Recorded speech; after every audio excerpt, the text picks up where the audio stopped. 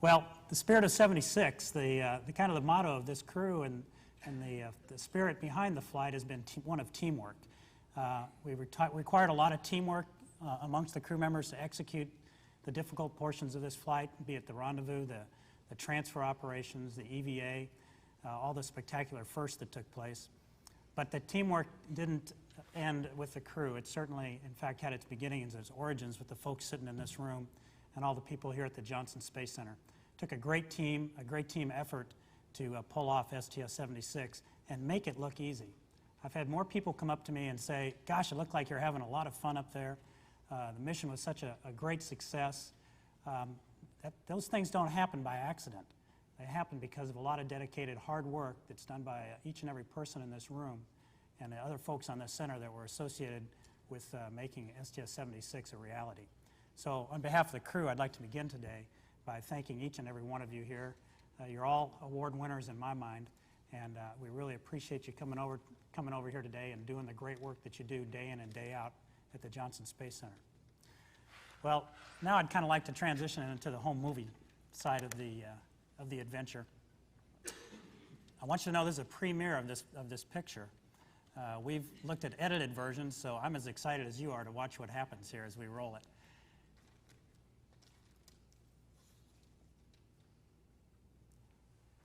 This was the evening before launch, and you can see we couldn't ask for better weather. Once the winds calmed down on the 21st, the 22nd turned out to be a spectacular night to go fly, with albeit an ungodly hour to lift off at 3:13 in the morning. Here we are walking out of the crew quarters, and I was surprised. You may have seen me jerk my hand to the side with surprise as I saw a member of our training team standing there smiling at us. So we had a lot of support from Johnson down there for the launch. I don't care how many times you sit on top of this thing, these few seconds that you're witnessing here are something that you can never really be fully prepared for. The power of the Space Shuttle main engines as they throttle up on the pad in those final 6 seconds, and that feeling in your heart, the bottom of your heart, that you know good and well you're going someplace in a hurry here momentarily, is one that will be always part of my memory. I've never experienced a night launch, and as you can see from the liftoff, it's incredibly bright. As we cleared the tower, I watched the tower go by. It was like daytime looking out the left window. And during the later stages of ascent, I got to witness post-solid rocket motor separation here, the experience of seeing out the front window of the orbiter pulsating lights from the main engines in the rear. So you are really kind of in a little glow there, a little lighted glow as you proceed uphill toward main engine cutoff, 8.5 minutes after liftoff.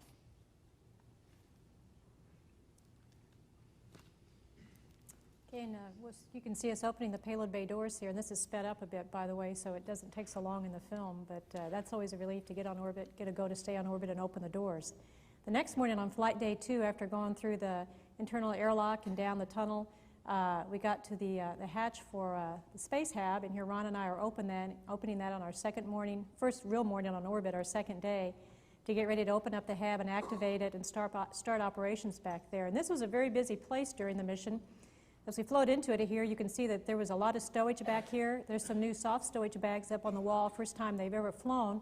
Those were developed for a lot of the equipment that we had to transfer to Mir. You just saw the gyrodyne on the right side, and this panning view shows the bio rack and the glove box. So between the bio rack and all the transfer operations back here that went on while we were docked, it was a busy place.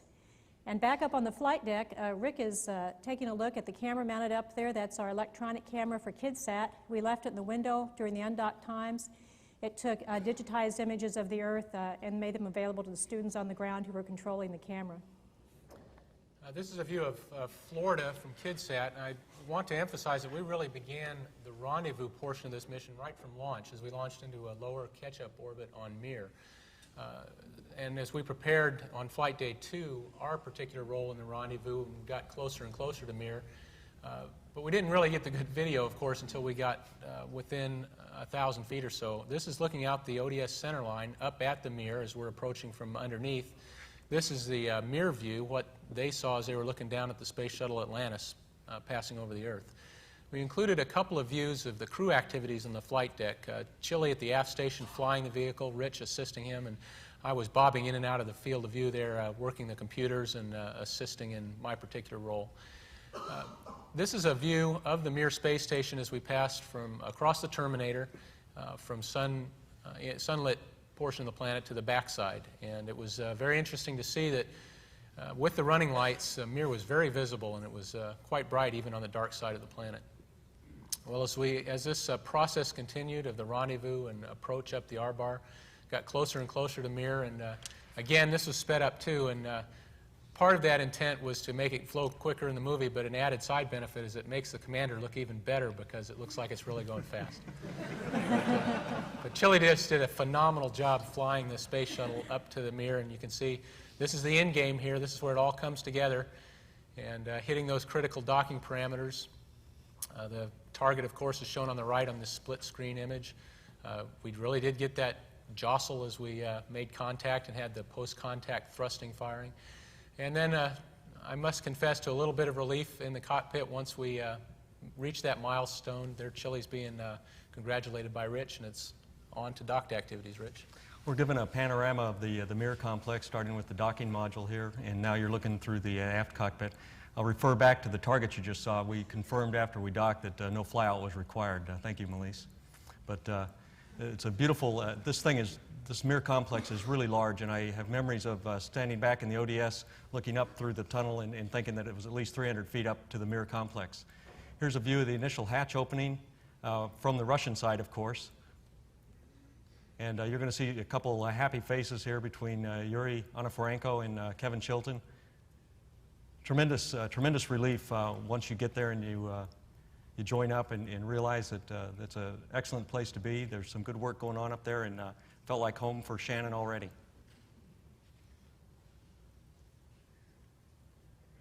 Neither one of those guys were happy. And of course, Shannon, she felt at home the minute she got there, and they put her right to work. She was one of the experts in the transfer activities, and it's no small part due to the preparation we had here. And here we're getting ready for the welcoming ceremony, one of the official PAO acts. Due to a small miscoordination, we had the flags in the wrong location. So you're going to see Yuri Ustashev bringing the American flag into the docking module base, or not the docking module, but the base block for the welcome ceremony. And then we're going to pass some gifts that we took up to them.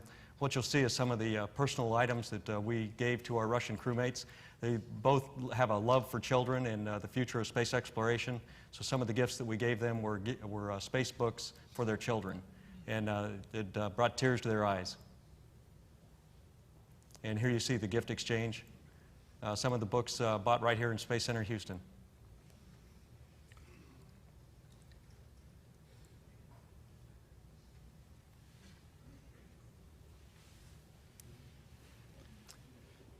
Well, I think I need to pick up here, right, with transfer. Is it you, Ron? I think I'll do that. There's Rich and Rick taking off a docking ring from a gyrodyne. We brought up a new one and brought back a used one. We also transferred nearly 1,500 pounds of water. This is a byproduct of the shuttle's power system. So we removed iodine from our system and supplied minerals and biocide, and then transferred these water bags to the Mir space station. This is going through the shuttle side. There's some empty food containers which we returned to Earth from the Mir station. And finally, working our way to the docking module. There's temporary stowage in the white mesh bags of food containers containing many of the supplies that will help Shannon and Yuri in the coming months. We transferred nearly 2 tons of science hardware over and nearly 1 ton back. This is a Kurs system used for navigation on the approach and docking for the Russian system that will be brought back and refurbished. We also needed to keep track of the items that went over to Mir and those that we're returning back to Earth. So Chile and I are making sure that we have all of the items in our inventory management system in order. The blue box on the left-hand side is a refrigerator freezer in which we brought back urine, blood, and saliva samples. The glove box in which Linda is working is where we carried on some of the technology development as well as fundamental biology for a joint effort between the U.S. and several European countries. Here are lentil seeds, and the investigation here is for statocyte polarity.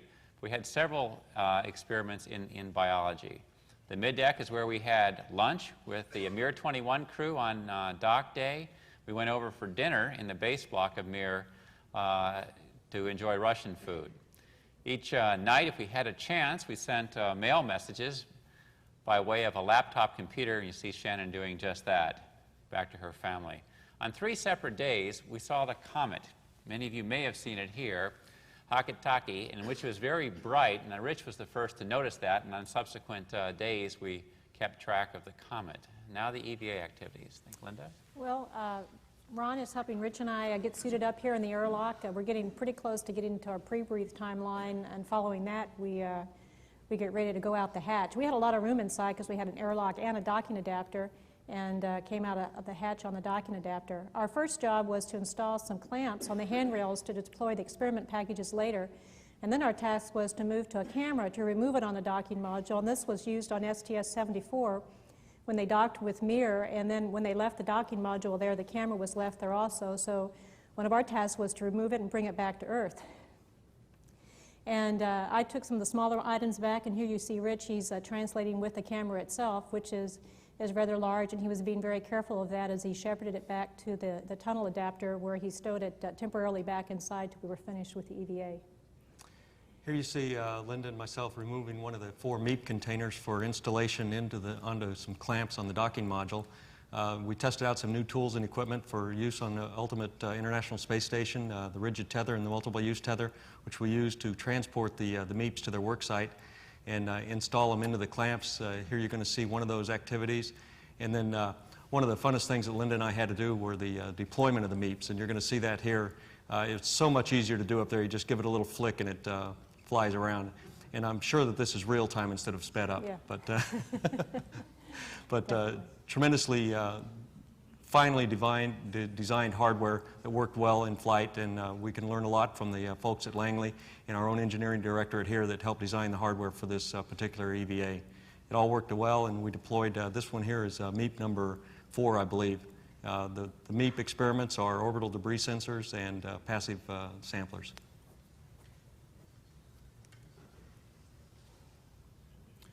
Well, this is my cue for my second come in. After really a whirlwind and flurry of activity over several days, we were all very sad to get ready to depart the Mir space station. This is the farewell ceremony, and I think I can speak for the rest of the crew. Certainly for me, it was the most emotion-filled moment that I'd had in orbit in 2 missions. Of course, saying goodbye to Shannon, there's Chili giving her a hug and wishing her well for her long stay up there until STS-79 goes back to pick her up. On undock day, we, again, were very busy on that day, similarly to the docking day. We prepared, configuration-wise, this orbiter and Mir complex to separate, and very shortly here we'll see that separation sequence and leading into the fly-around. This is Chili waving goodbye to his buddies over there, the Mir 21 crew, including Shannon.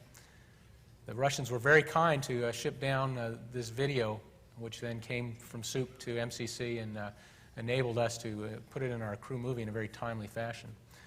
Separation here, again, sped up. We were, as I mentioned before, very sad to leave and wished we could have stayed longer and been up there with our friends. The initial separation burn, a couple of low Z pulses out to get going and establish the initial opening rate.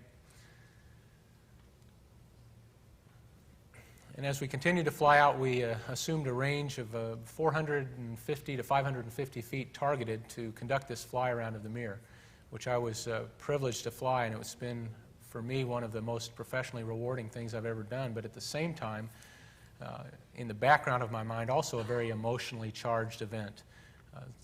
This video will share some of what we saw from on orbit, which was just absolutely outstanding and flabbergasting, really, to see this orbiting complex out our windows, and here in this particular case to see video shot from the Mir of America's greatest technology achievement ever, a space shuttle in orbit doing what it does best. This is a view of the Mir space station over the Great Barrier Reef right after we gave the KU antenna to COM to send TV down. This is the first picture that came down to the ground, and this particular view is as the Mir passes through the horizon, approaching the terminator, and no, it is not a model. We saw it with our own eyes, and That's what it was, and it was outstandingly beautiful with the backlit view, and something that I will always treasure in my mind.